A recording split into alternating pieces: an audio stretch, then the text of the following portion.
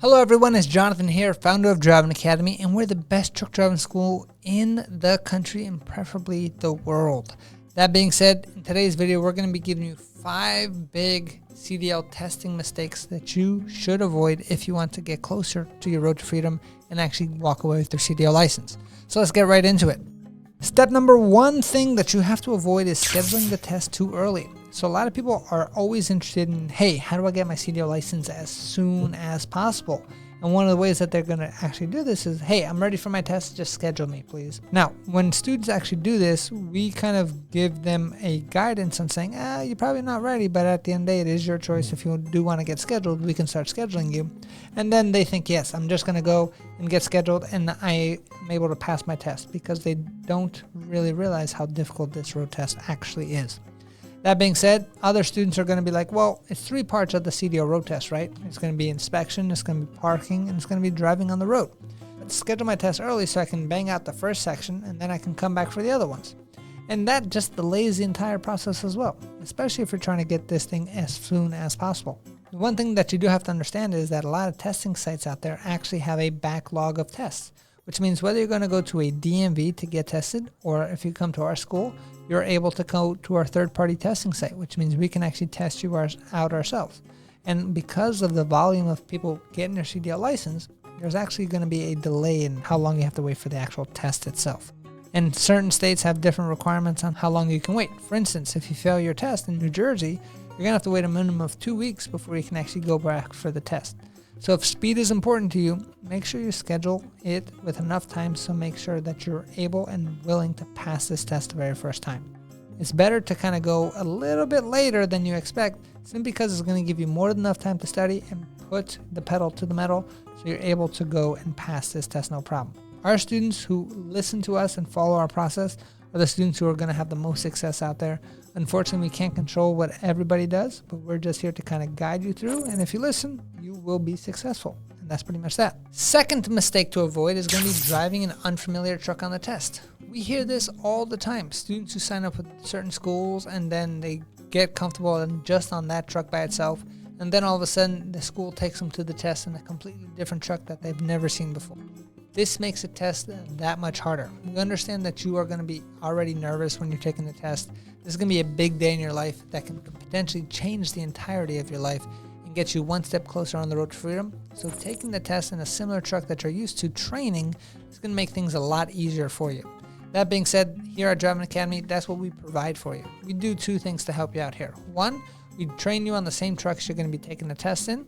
And then 2, we train you not specifically for that individual truck. We like to give you the real CDL knowledge, which means we're here to guide you through every step of the way, and it's going to be successful no matter what truck you actually do take. So worst case scenario, if another truck comes in, you're able to pass that test with flying colors without any issue at all.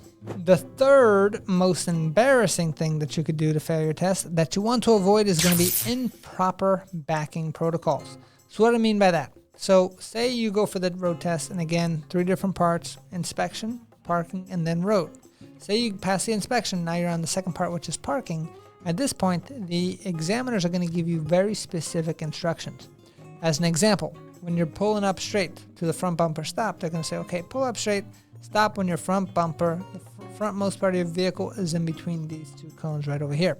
And if you follow those directions, you have no issue. Another example is going to be straight line backing. The examiner is going to say, okay, now I want you to back up straight. Stop when the most front of your vehicle has passed the last set of cones. Now, that gets people confused sometimes. And for instance, that means that if you're going to back up, you have to back up all the way through. Your entire truck is outside of the parking area. A lot of students get confused and put their back bumper at the edge of those back cones. And then because they did not listen to instructions, they wind up failing. So if you want to avoid that, make sure you're fully aware of the instructions when you're taking the actual test. And then make sure if you have any questions, just ask the examiner. They're there to guide you every step of the way. The 4th most common reason why people do fail, especially for the road portion of the test, is improper stopping. So what do I mean by that? So imagine you passed inspection, which is the hardest part of the test. Then you pass parking, which is amazing. Then you actually wind up going on the road and you wind up failing on something so silly It's because you get used to driving a car and doing what they call those California stops, and all of a sudden you're rolling past the stop sign because you're just that comfortable. That can be an automatic failure, right? So you must be able to stop at every single stop sign. You want to remember, hey, you're 16 years old again, getting your license all over from the beginning. Remember how nervous you were, how you were making sure that every single rule was important. That's exactly what you want to do when you're driving the truck on the road. You went all the way to the end. It's very silly to actually fail the test on something so silly like that without stopping at a stop sign. I mean, it even reminds you, stop, right? So just stop when you have to stop and you'll be good to go. And the fifth reason why most people fail their test is because they let anxiety overrun their fears. Now, here at Driving Academy, we have tested and trained thousands of students so far, so we know exactly what you're going to feel like on that test day. And the good news is our examiners here understand you, and most of them have been instructors in the past, and they've all been in your shoes, which means going on taking the test and being super, super nervous for that test. So our examiners are trained to make sure that they create a very easy, stress-free environment for you so you can actually be as successful as possible. One of the comparisons of going to a testing site like ours versus a DMV like run by a state employee doesn't really care about how you feel or if you're anxious or anything like that. If anything, they want to kind of get their job done as soon as possible. So they're almost a little bit more motivated to kind of give you that more anxiety that you need. That's where you get those short answers from those state employees. That's where you get those smart remarks because they feel like they're godlike material, right?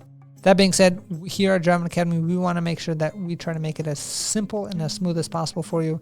So we train our examiners heavily on how to create a very stress-free environment for you so you can just focus on what you actually know. Now, we're not going to be changing the test for you at all. You have to take the entire test, but our examiners are trained not to be like gods. They're just trained, hey, I'm a human, you're a human, let's just get this job done.